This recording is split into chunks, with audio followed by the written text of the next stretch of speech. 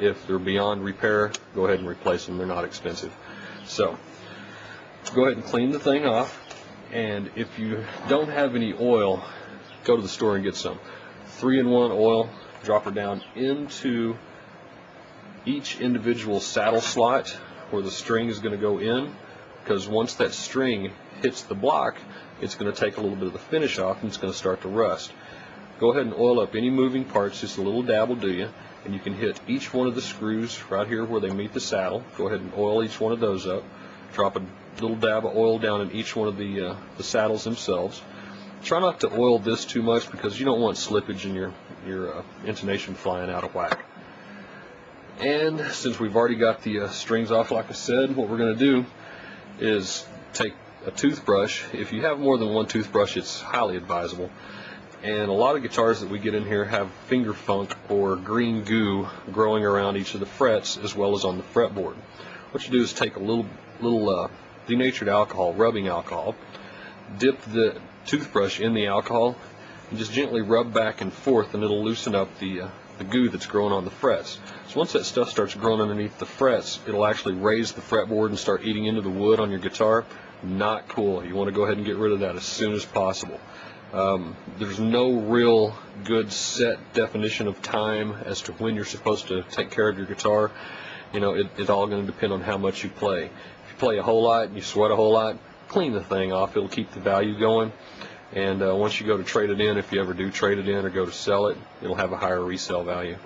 Okay, so you've already got the fingerboard cleaned off. You've got all the goo back out of it.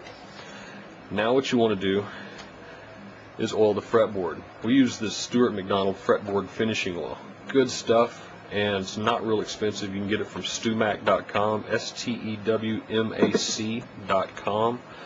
A little dab will do you. Rub it on in between the frets. Go across the fretboard. It's usually best because if you go like this, what you're doing, I don't know if you can see in the video or not, but you're not getting around the edge of the frets. And I kind of skipped over a little bit, but if by chance, whenever you're using the toothbrush to try and remove all the finger funk off the board and it doesn't quite come off, get a soft cloth. Maybe this is just a white cotton dish rag that my wife would probably kick my tail if she knew I had it out here.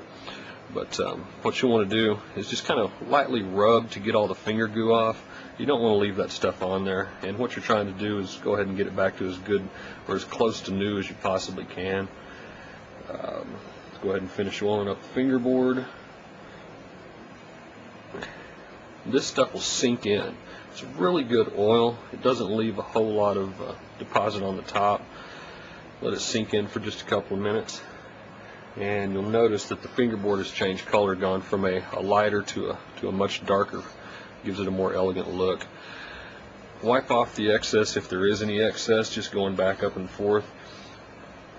And if your rag kind of catches on the edge of the fingerboard, you'll know that you've got some lifting fret ends. That needs to be taken care of, but has nothing to do with the Floyd setup, so we won't bother with that right now.